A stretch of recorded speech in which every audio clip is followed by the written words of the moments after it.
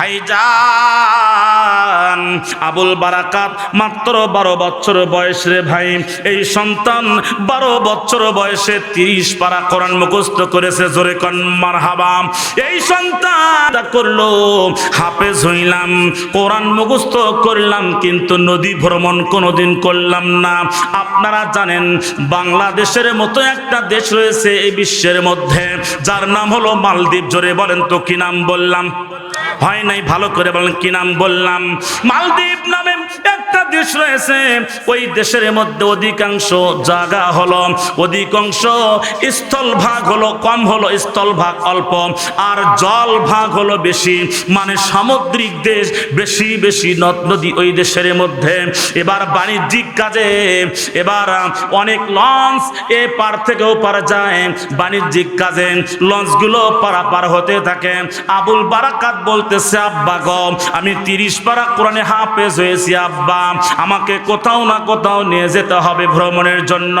আবার বাবা বলতেছে, তুমি কোথায় যেতে চাও? বলে, আব্বা এই মালদ্বীপ দেশের মধ্যে যে একটা বিশাল সাগর পাড়ি দেওয়া হয়, ব্যবসা বাণিজ্যিক কাজে কিছু লঞ্চ পারাপার হয়ে যায়, জাহাজ পারাপার হয়ে যায়, এই জাহাজে এই লঞ্চে আমি পার হতে চাই, আমি এই দেশ দেখবো, নদী দেখবো, জোরে কোন মারহাবা। ভাইরা আমার, এই ইতিহাসটা কোথায় পাবেন? এই ইতিহাসটা আপনি কোন জায়গায় পাবেন, কোথায় খুঁজবেন? বইটির নাম হলো, লিখে নেন ভাইরা আমার, দ্য হিস্টোরি ইবনে বতুতা। এই বইটির লেখক হলো ইবনে বতুতা, যিনি বিশ্ব ভ্রমণ করেছেন। বিশ্ব ভ্রমণ করে উনি একটা বই লিখেছেন যার নাম হলো দ্য হিস্টোরি ইবনে বতুতা। এখানে এই ঘটনা পেলাম, কিন্তু ঘটনাটা পাইলাম তো বটে, পরে পরে দেখলাম সূরা হিজর 9 নম্বর আয়াতে আল্লাহ বললেন, এই কোরআনকে আমি হেফাজত করব। এই কোরআন যার সিনার মধ্যে থাকবে, যারা এই কোরআন মেনে নিতে পারবে, তাকেও আমি আল্লাহ হেফাজত করব। জোরে জোরে কোন মারহাবা। ভয় নাই ওরে কোনো ভয় নাই, জোরে কোন মারহাবা। ভয় নাই ওরে কোনো ভয় নাই, আল্লাহ যদি থাকেন সহায়, জোরে জোরে কোন মারহাবা। ভাইরা, ও আমার বঙ্গার মায়েরা, কান লাগাও, দিল লাগাও, মন লাগাও। কত রাত স্টার জলসা দেখে দেখে রাত 1টা বাজাইছ। আব্দুল্লাহ আল মামুন সালাফির কণ্ঠে এই তাফসীর তরজমাটা শুনে যান। ইন্না নাহনু নাযালনা যিকরা, সূরা হিজর। আল্লাহ বলেন, নিশ্চয় আমি আল্লাহ কোরআন নাজিল করেছি, এই কোরআনের হেফাজতের দায়িত্ব আমি আল্লাহ নিয়ে নিলাম। জোরে জোরে কোন সুবহানাল্লাহ। আল্লাহ কোরআন ওয়ালাদেরকে হেফাজত করবেন, তার মানে হলো ইউনুস নবী মাছের পেটে ছিল, আল্লাহ হেফাজত করেছেন, জোরে কোন মারহাবা। ইব্রাহিম নবী আগুনের মধ্যে ছিল, আল্লাহ পাক হেফাজত করেছেন, কারণ ইব্রাহিম নবীর সঙ্গে কোরআনের সম্পর্ক ছিল, ইউনুস নবীর সঙ্গে কোরআনের সম্পর্ক ছিল। কথা বলেন ঠিক কিনা আমার ভাইরা? এইভাবে অনেক ইতিহাস রয়েছে, কোনটা বলি? তবে দ্য হিস্টোরি ইবনে বতুতার মধ্যে আমি যেটা দেখলাম, পড়লাম, বুঝলাম। এবার আবুল বারাকাত 12 বছরের সন্তান, মা বাবাকে নিয়ে এবার বাণিজ্যিক জাহাজের মধ্যে, লঞ্চের মধ্যে বসে পড়েছে। এবার ভ্রমণ চলছে, আল্লাহর কুদরতের খেলা, বোঝা বড় দায়। ওই লঞ্চ, ওই বাণিজ্যিক লঞ্চটি, ওই জাহাজটি ভাইরা আমার নদীর মধ্যে, সমুদ্রের মধ্যে আল্লাহর ওয়াস্তে ডুবে গেল, জোরে কোন নাউজুবিল্লাহ। কিন্তু ভাইরা আমার, ডুবতেছে, অনেক মানুষ চিৎকার করতেছে, কান্না করতেছে, অনেক মানুষ আল্লাহকে ডাকতেছে। কথা বলেন ঠিক কিনা? নৌকা ডুবলে এমন হয় কিনা? ঠেলার নাম বাবাজি, একটা গল্প আছে, একটা গল্পের মধ্যে পড়ছিলাম, মাসিক মদিনা। বইটির নাম কি বলেন? ঘুম ধরছে নাকি? কথা ঘুম ধরছে? মাসিক মদিনা। ওখানে দেখলাম ঠেলার নাম বাবাজি। ঘটনা কি? পরে দেখি একটা নৌকার মধ্যে হিন্দু উঠেছে, মুসলমান উঠেছে, নৌকা নদীর মধ্যে গেছে। এমত অবস্থায় ঝড় সৃষ্টি হয়েছে, কাল বৈশাখীর ঝড়, বাতাস সাইক্লোনের মতো হচ্ছে। এমন অবস্থায় কেউ কারো দিকে তাকায় না, সবাই কালেমা পড়ে। যখন তীব্র ঝড় সৃষ্টি হয়েছে, হিন্দু বলতেছে লা ইলাহা ইল্লাল্লাহু মুহাম্মাদুর রাসূলুল্লাহ, এর নাম হলো ঠেলার নাম বাবাজি। কথা বলেন ঠিক না বেঠি? না, নদীর এমন স্রোত আর ঢেউ আর বাতাস, মুসলমানের সাথে হিন্দু বল লা ইলাহা ইল্লাল্লাহ, ঠেলার নাম। হ্যাঁ, এক জায়গায় ভূমিকম্প, আগের এক ঘটনা। আগে সাইক্লোন হয়নি বাবা, হচ্ছে কি না? সাইক্লোন, এক হিন্দুর লিংটি মারা, লিংটি বোঝেন, মাল খাসা। সাইক্লোন, ভূমিকম্প, আর হুশ নাই, ও ডাইরেক্ট আজান দেওয়া শুরু করছে, আল্লাহু আকবার আল্লাহু আকবার আজান শুরু করছে। এখন এই মাসিক মদিনাতে দেখলাম, ওখানে এই গল্পটা অ্যাটাচ করে বলছে যে ঠেলার নাম বাবাজি। হিন্দুর ওযু নেই, গোসল নেই, হাঁটুর উপরে কাপড় নেই, নিচে কাপড়, কোনো কিছুই দেখার বিষয় নেই। ও আজান দেওয়া শুরু করছে, ঠেলার নাম বাবাজি, ঠেলার নাম। আমার ভাইরা, আমার বন্ধুগণ, ও আমার বাপজানেরা, এবার নৌকাটা ডুবি ডুবি অবস্থা, জাহাজ লঞ্চটা ডুবি ডুবি অবস্থা, কখন জানি ডুবে চলে যায়, ইতিহাসে লেখা হয়। এবার দেখলাম, পড়লাম, মানুষ কান্নাকারি করতেছে, ইয়া আল্লাহ ইয়া আল্লাহ করতেছে। দেখতে দেখতে নদীর গর্ভে ওই লঞ্চের সকল লোক মারা গেল, নদীর মধ্যে ভেসে গেল। কিন্তু আবুল বারাকাতের মা বাবাও নদীর গর্ভে ভেসে গেল। আবার আবুল বারাকাত 12 বছর বয়স, ছোট্টবেলা থেকে মাদ্রাসায় পড়া শুরু করে দিয়েছে। ভাইজান, আবুল বারাকাত বলতেছে, আল্লাহ গো, আমি তো সাঁতার জানি না, আমি সাঁতার শিখি নাই, রব্বুল আলামিন, আমি কেমনে নদীর গর্ভ থেকে বাঁচবো? আল্লাহ গো, তুমি তো সূরা হিজরের মধ্যে, আবুল বারাকাত তো 30 পারা কোরআনে হাফেজ। কথা বলেন ঠিক কিনা? আবুল বারাকাত বলতেছে, আল্লাহ তুমি তো কোরআনুল কারীমের মধ্যে তো সূরা হিজরের মধ্যে বলেছো, ইন্না, সবাই পড়েন, ইন্না নাহানু নাযালনা যিকরা ওয়া ইন্না লাহু লাহাফিজুন। আল্লাহ গো, তুমি না বলেছো, আল্লাহ এই কোরআনকে আমি হেফাজত করব। কোরআন যার সিনার মধ্যে থাকবে, যার দেহের মধ্যে, কলিজার মধ্যে থাকবে, তাকেও আমি বাঁচাবো। এই কোরআনের সাথে যার সম্পর্ক, তাকেও বাঁচাবো। আল্লাহ গো, আমি কোরআনের হাফেজ যদি নদীর গর্ভে মারা যায়, যদি নদীতে পড়ে যায়, নদীতে পানির সাথে চলে যায়, তোমার কোরআনে অপমান হবে, কোরআনের তরজমা তাফসীর অপমান হবে। আল্লাহ তুমি আমারে বাঁচাও। এবার আল্লাহ পাক সঙ্গে সঙ্গে আবুল বারাকাতের দোয়াটা কবুল করে নিলেন। জোরে জোরে কোন মারহাবা। কোরআনের তরজমা আবুল বারাকাত বুঝতে পারছে, আল্লাহ আমি যদি নদীর গর্ভে মারা যাই, তোমার কোরআনের অপমান হবে। যেহেতু তুমি বলেছো কোরআন যার কলিজায় আছে তাকে হেফাজত করবো আমি আল্লাহ। জোরে কোন সুবহানাল্লাহ। কষ্ট হচ্ছে নাকি? কষ্ট হচ্ছে না তো? আমার ভাইরা, একটুখানি মন দিবেন, দিল দিবেন, কান দিবেন। এবার আবুল বারাকাত আল্লাহর কাছে দোয়া করলেন, আল্লাহ পাক দোয়া সঙ্গে সঙ্গে কবুল করে নিলেন। আল্লাহ পাক হঠাৎ করে একখানা পাথরখানা আল্লাহ পাক কাঠের কুন্ডা পাঠায় দিয়ে, লম্বা করে একটা কাঠ, জোরে কোন মারহাবা। ইতিহাসের মধ্যে লেখা হয়, ওই নদীর গর্ভে, ওই সমুদ্রের মধ্যে কেমনে কাঠ কোথায় থেকে আসলো? আল্লাহ পাক একটা কাঠ পাঠায় দিলেন, যে কাঠ ওই আবুল বারাকাতের গিয়ে কাছে গিয়ে হাজির হয়ে গেল।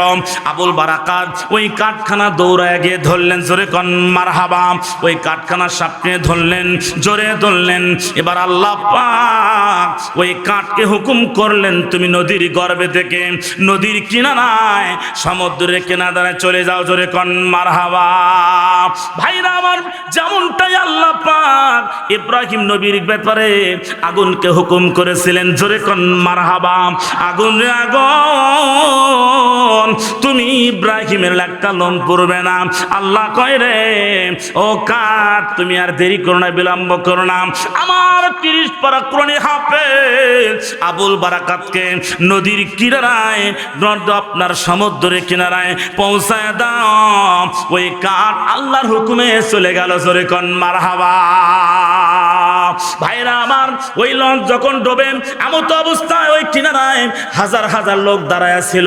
হাইরে নদীর গর্ভে অনেক লোক মারা গেল, চলে গেল। এমত অবস্থায় আবুল বারাকাত যখন ওই নদীর কিনারায় চলে গেছে, আপনার সমুদ্রের কিনারায় চলে গেছে, সকল লোক আশ্চর্য হয়ে গেল। কাঠ কোথায় পেল বুঝতে পারলাম না, কাঠ কোথায় পেল, কাঠ কোথা থেকে আসলো বুঝতে পারলাম না। এবার আবুল বারাকাতকে সবাই রিসিভ করলো, জোরে কন মারহাবা। কোথা থেকে যে কাঠ আসলো, কার খেলা, জোরে বলেন। এই কাঠ আবুল বারাকাতকে নিয়ে গেলেন কিনারায়, কিন্তু ঘটনা তা নয়, আরেকটা ঘটনা পেছ খেয়ে গেল। সেটা হলো আবুল বারাকাত যে কিনারায় পৌঁছলো, মালদ্বীপের সকল লোক ছিল হিন্দু। সকল লোক কি? বেঈমান, বেদিন, মুশরিক। কথা কি বোঝা যায়? আর আবুল বারাকাত হচ্ছে 30 পারা কোরআন হাফেজ। নদীর কিনারায় যখন পৌঁছে গেল, সবাই অবলোকন করলো, অ্যাস্টনিশ, অবাক, হতভম্ব। ঘটনা কি? সব লোক নদীর গর্ভে মারা গেল, চলে গেল, ভেসে গেল। এই আবুল বারাকাত কিভাবে আসলো, এই কাঠ কোথা থেকে আসলো, কোথায় পেল? মানুষের মগজের মধ্যে কিলবিল কিলবিল করতেছে, ভেবে চিনতে পারছে না, জোরে কন মারহাবা। সব খেলা কার? আমার ভাইয়েরা, বন্ধুগণ আমার, একটুখানি খেয়াল করে শুনবেন। বাবাজিরা আমার, আবুল বারাকাত এবার নদীর কিনারায় যখন পৌঁছে গেল, ভাইজান আবুল বারাকাত নদীর কিনারায় পৌঁছে যাওয়ার পর এবার লোকজন তারে রিসিভ করলো, ধরে নিয়ে আসলো, নদীর কিনারায় আস্তে করে উঠালো। এবার বলতেছে, বেটা বল বল বল, তোর নাম কি, জোরে কন মারহাবা। এবার বলতেছে, আমার নাম হাফেজ আবুল বারাকাত। যেমনি বলছি আমার নাম হাফেজ আবুল বারাকাত, তেমনি মনে করছে বেটা মুসলমান, কারণ এই বেটার নামের প্রথমে হাফেজ, আবার আবুল বারাকাত। কথা বলেন ঠিক কিনা? ওদের চমকটা নড়ে উঠে গেল, ব্রেনটা সারা দিল, ব্রেনটা নাড়া দিয়ে উঠলো, বেটা তো মুসলমান। বল বল বল, এই কাঠের খণ্ড, এই কাঠের খণ্ড তুমি কোথায় পেলে, কোন জায়গা থেকে নিয়ে আসলে, বলো বলো বলো। আবুল বারাকাত কই, আল্লাহি বিল্লাহে আমি জানি না এই কাঠ কোথা থেকে যেন আসছে, আমি তাও বলতে পারবো না। আমি 30 পারা কোরআনে হাফেজ, আমি আল্লাহর কাছে ধর্ণা ধরলাম, দোয়া করলাম, আল্লাহ সবাই নদীর গর্ভে যাইতে পারে, আমি 30 পারা কোরআন নদীর গর্ভে যাইতে পারি না, আল্লাহ তুমি আমার হেফাজত করো। এইভাবে যখন দোয়া করতেছিলাম, আল্লাহ পাক যেন আমাকে একটা কাঠ খণ্ড দিয়ে হেফাজত করলেন। একটা কাঠ খণ্ড আমার কাছে চলে আসলো, আমি ওটা ধরলাম জীবন বাঁচানোর জন্য। আমি এইটুকু বলতে পারি, এই কাঠ ধরার সঙ্গে সঙ্গে কাঠ খণ্ড আমাকে নদীর কিনারা নিয়ে আসলো, জোরে জোরে কন মারহাবা। এবার চিন্তা করলো, হাই সর্বনাশ, মুসলমান ঘরের সন্তান আমাদের মালদ্বীপের ভেতরে ঢুকেছে, মুসলমান ঘরের সন্তান আমাদের মালদ্বীপে প্রবেশ করলো। এবার তারে চিন্তা করলো, কেউ তারে জায়গা দিল না, খাবার দিল না, পরন দিল না। দা হিস্টোরি ইবনে বতুতা, এবার ইবনে বতুতা ভূ পর্যটক সুন্দর করে লিখতেছে, আমি A to Z পড়লাম, দেখলাম। এবার সবাই তারে স্ন্যাক সিটকানি দেওয়া শুরু করলো, কেউ মেনে নিতে চায় না, কারণ হিন্দুর বাড়িতে কিন্তু হাফেজের জায়গা হতে পারে না। কথা বলেন ঠিক কিনা?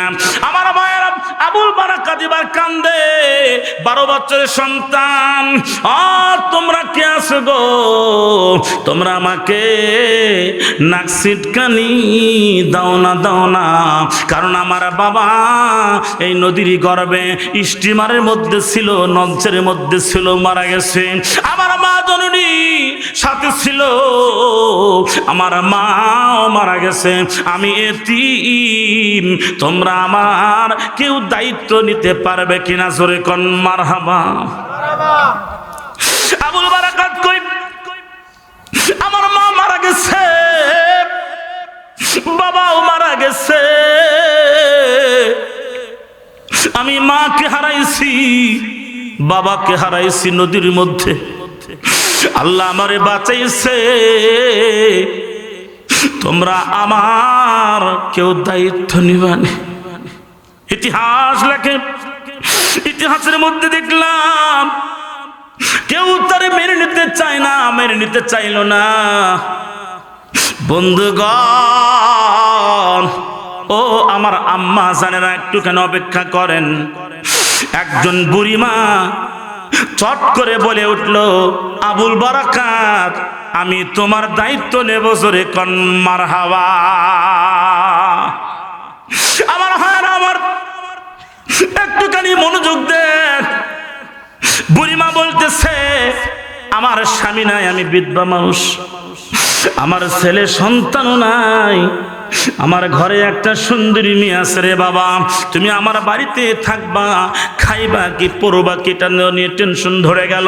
আবুল বারাকাত 12 বছরের শিশু বলতেছে, মা তুমি যদি আমার দায়িত্ব নাও, মা বলে ডাক দিছে। জোরে কোন মারহাবা। হয় নাই? জোরে কোন মারহাবা। মা কথা মধুর বড় সুধার সমান, কহিলে শুনিলে সদা জোড়ায় পরাণ। দেশে যায় বিদেশে যায়, যায় দেশান্তরে, মা ডাক ডাকিলে মনের ব্যথা যায় গো চলে। দেশে বিদেশে, দেশে বিদেশে, যে রাজ্যে পুত্র মারা যায়, পশু পক্ষী জানার আগে আগে জানে মায়। জোরে জোরে কোন মারহাবা। এখানে অনেক যুবক আছে, বইয়ের কথা শুনে মা তালাক করে। কথা কন ঠিক কিনা? বইয়ের কথা শুনে মা তালাক করে। কথা কন। কষ্ট হচ্ছে পেছনে? বসেন, চা আপনিও খাবেন, আমিও একসাথে খাম, বসেন, সমস্যা। আর কয়েক মিনিট, ঘড়ি কাটা 12টা বাজতেছে। কষ্ট হচ্ছে নাকি? হ্যাঁ, অনেক পুরুষ যুবকের কথা বলি, বইয়ের কথা শুনে মাওকে তালাক করে, ভাত কাপড় দেয় না। কথা কন ঠিক না বেঠি? 5 লক্ষ টাকা যৌতুক নিছে, একটু হ্যাকা ব্যাকা করলে বউ কয় টাকা বাই কর। কথা কন ঠিক না বেঠি? কয় টাকা বাই কর? 5 লক্ষ মোহর না, একটা নাকের ফুল, বাকি সব 7 লক্ষ বাকি। কথা কন ঠিক না বেঠি? এ যুবক কয়, হুজুর জানেন না, আমি বিয়ের রাতে বইয়ের পাও ধরে মাপ নিছি। কথা কন, কথা কন। তুমি বিয়ের রাতে বইয়ের পাও ধরে মাপ নাও, তোমার বউ ভাত খাবে? বিয়ের রাতে তুমি পাও ধরে মাপ নিচ্ছ বইয়ের, সারা জীবন যাবে ওই বইয়ের পাও ধরে মাপ নিতে। কথা কন ঠিক না ব্যাঠি? মা ভাত দিবি কেমনে? ওই বাবু ভাত দিবি কেমনে? কারণ হচ্ছে বইয়ের পাগল। কথা কন ঠিক না ব্যাঠি? ও চিন্তা করে, এই বউ চলে গেলে আমি তো আর বউ পাবো না। পুরুষ মানুষের বইয়ের অভাব? কথা কয় না কে? পুরুষ মানুষের কোনো বইয়ের অভাব নাই। যুবক হাতে ধরি পায়ে ধরি যাবে, মাও পাওয়া যাবে না, বউ পাওয়া যাবে, মাও পাওয়া যাবে না। একজন বলতেছে, হুজুর আপনি ওয়াজ করেন, বাপ মাও মারা গেলে সবচেয়ে এতিম। হুজুর আমি তো জানি বউ মারা গেলে সবচেয়ে বড় এতিম। তাই বললাম কিভাবে? কয় হুজুর গ্রামে কত ভাই মারা, কত মরণ মরা যায়। আমি দেখি যখন বাপ মারা যায় কয় আমি তোমার বাপের দায়িত্ব নিলাম, বা কান্দিস নে রে, কথা কন। মাও মারা গেলে পাড়া পড়শি মা চাষিরা খালারা আসে বলে এ বা কান্দিস নে, আমি তোর আজ থেকে মাও। বউ মারা গেলে কেউ এসে কয় না আমি তোমার আজ থেকে বউ। ওই যুবক বলতেছে হুজুর বউ মারা গেলে সব চাইতে কেউ বউ হবার চায় না। মাও তো অনেক পাওয়া যায়, বাপ অনেক পাওয়া যায়, অনেক পাওয়া যায়, বউ তো পাওয়া যায় না।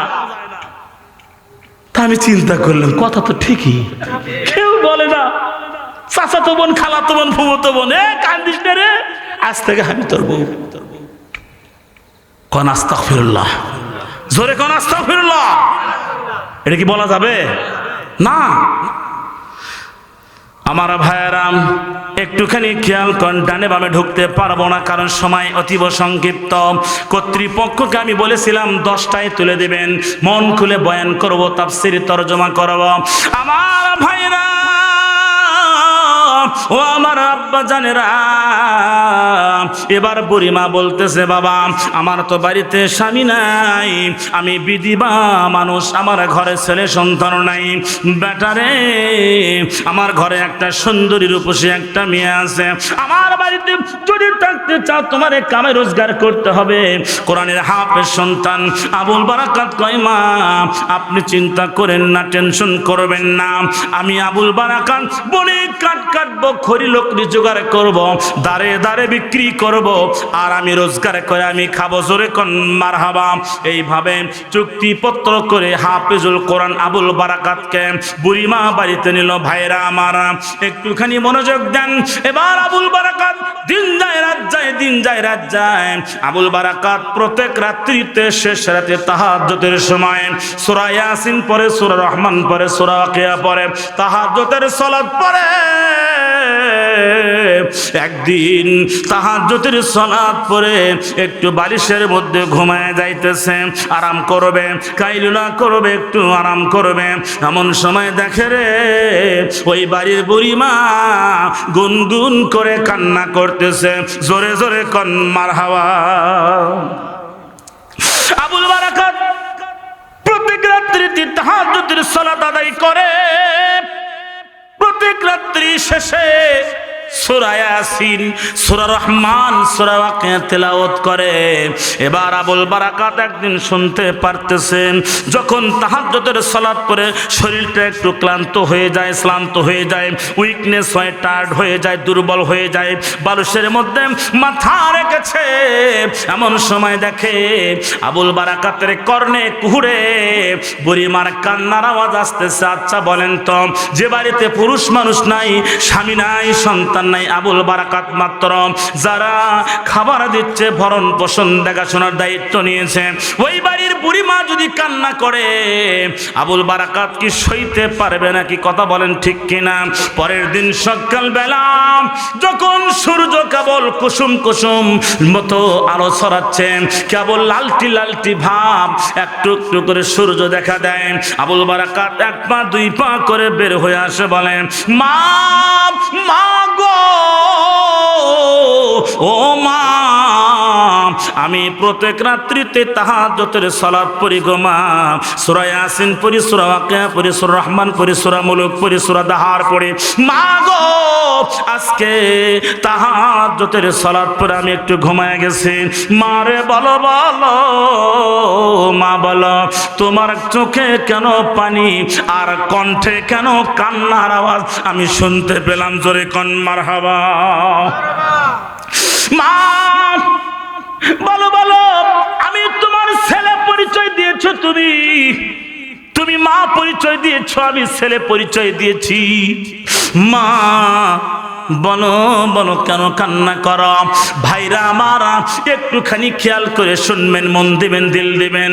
এবার মা বলতেছে বেটারে আমার দুঃখের কথা শুনে তুমি কি করবা, আমার দুঃখের কাহিনী শুনে তুমি কি করবা?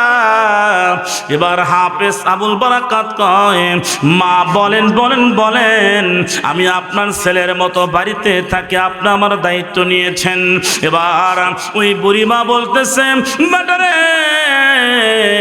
এই দেশ মালদ্বীপ দেশ, এই দেশের একটা নিয়ম হচ্ছে, এই দেশের একটা রুলস হচ্ছে, নিয়ম কানুন ম্যানুয়াল হচ্ছে, এই যে দেখা যায় সাগরের মধ্যে একটা বিশাল মন্দির, হিন্দুদের মন্দির থাকে কিনা জোরে বলেন ভাইজান।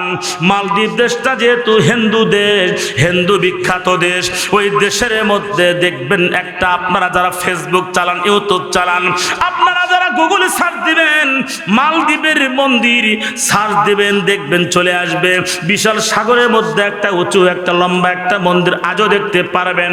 ওই মন্দিরের ভেতরে প্রতি বছর একটা করে সুন্দরী মেয়েকে রাখা হয়, ওই সুন্দরী মেয়ে সন্ধ্যায় রাখা হয়, পরের দিন সকালবেলা গিয়ে দেখে লাশ হয়ে আছে। এইভাবে শত শত বছর চলে গেছে, কেউ উদ্ধার করতে পারে নাই, কেউ এই ঘটনা উদ্ধার করতে পারলো না। কেন মারা যায় বাবারে? প্রতি বছর এই এলাকার এই গ্রামের, শুধু তাই নয় পুরো দেশ মালদ্বীপের সকল সুন্দরী নারীদের তালিকা হয়, তালিকা অনুযায়ী আমার মেয়ের সিরিয়াল সামনে মাসে পড়েছে, জোরে কোন মারহাবা। এর মানে হলো প্রতি বছর একটা করে সুন্দরী নারী মন্দিরের খাদ্য। একটু বোঝার চেষ্টা করবেন, মালদ্বীপ দেশের যত সুন্দরী নারী আছে তালিকা ওই দেশের রাজার কাছে, সরকারের কাছে আছে। তালিকা অনুযায়ী কিছু সুন্দরী নারী বিলুপ্ত হয়ে গেছে, তারা মারা গেছে। সিরিয়াল অনুযায়ী বুড়ি মার বেটির সিরিয়াল এইবার সামনে মাসের 5 তারিখে বুড়িমা কাটতেছে। এই জন্য কি দশা হবে? তালিকা সরকারের কাছে। বাংলাদেশে যাদের ফাঁসির রায় হয় তাদের কেউ বাঁচাতে পারে?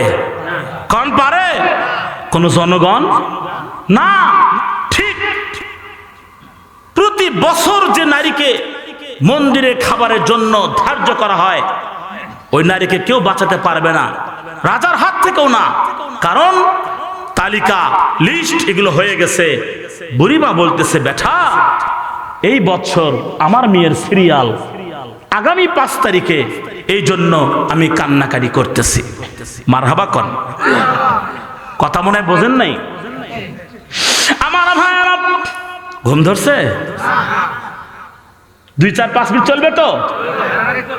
সারা রাত? আপনি সারা রাত থাকেন, আমি কিছুক্ষণ পর চলে যাবো। আমার ভাইরা রাত 12টার পরে কথা বলার কোনো নিয়ম নাই। কারণ হলো আপনারা আজকে 3 ঘন্টা 5 ঘন্টা ঘুম জাগলেন, রাতে ঘুমাবেন, কাল ঘুমাবেন। আমি দাঁড়িয়ে দাঁড়িয়ে গতকাল 2.5 ঘন্টা কথা বলেছি লালমনিরহাট, আজকে বঙ্গায়, আগামীকাল দিনাজপুর পার্বতীপুরে যাব। আপনারা দোয়া করবেন। এইভাবে প্রতি রাত চলছে, সব আপনাদের দোয়া এবং আল্লাহর রহমত, জোরে কোন আমিন। আমার ভাইরা একটুখানি খেয়াল করে শুনবেন, কোরআনের হাফেজ আবুল বারাকাত বলতেছে, মা আপনি কোনো চিন্তা করেন না, টেনশন করেন না, ঘটনাটা খুলে বলেন কি হয়েছে ভালো করে বলেন। কই বাবা গো, ও বাবা, ওই মন্দিরের মধ্যে সুন্দরী মেয়েকে মাগরিবের সময় রেখে আসা হয়, তালাবদ্ধ করা হয়। পরের দিন সকালবেলা তালা খুলে দেখে মেয়েটা লাশ হয়ে আছে। কিভাবে যে মারা যায়, কিভাবে মরে গেল, এই ঘটনাকে উদ্ঘাটন করতে পারে নাই। 100 বছর চলে গেছে। কোন জোরে কোন মারহাবা। আবুল বারাকাত কই, মা চিন্তা করো না, টেনশন করো না মা, এবার আমি ওই মন্দিরের মধ্যে ঢুকবো, জোরে কোন মারহাবা। হয় নাই কোন মারহাবা। আমি মন্দিরের মধ্যে ঢুকবো, মা গো আমার বয়স তো 12 বছর, দাড়ি জ্বালাইনি, আমার চেহারাটা দেখতে বড় সুন্দর। ভূ পর্যটক আবুল বারাকাতের জেলে ঘটনাটা তুলেছেন এমনি বজুতা। ভূ পর্যটক বলছে আবুল বারাকাতের চেহারা সুন্দর। দেখবেন কিছু বাচ্চা আছে চেহারা সুন্দর, কথা কোন ঠিক কিনা? দেখতে সুন্দর, দাড়ি তো মুখে নাই। আবুল বারাকাত বলছে, মা চিন্তা করেন না, আপনি মা আমি ছেলে পরামর্শ করি, দেখুন তো কেমন লাগে। মা গো আমার মুখে দাড়ি নাই, চেহারা বড় সুন্দর, আপনার মেয়ের শাড়িটা আমারে পরাইয়া দিবেন, আপনার মেয়ের গহনাটা আমারে পরাইয়া দিবেন, আমি ঘোমটাটা আস্তে করে সামনে ফেলাইয়া দেব।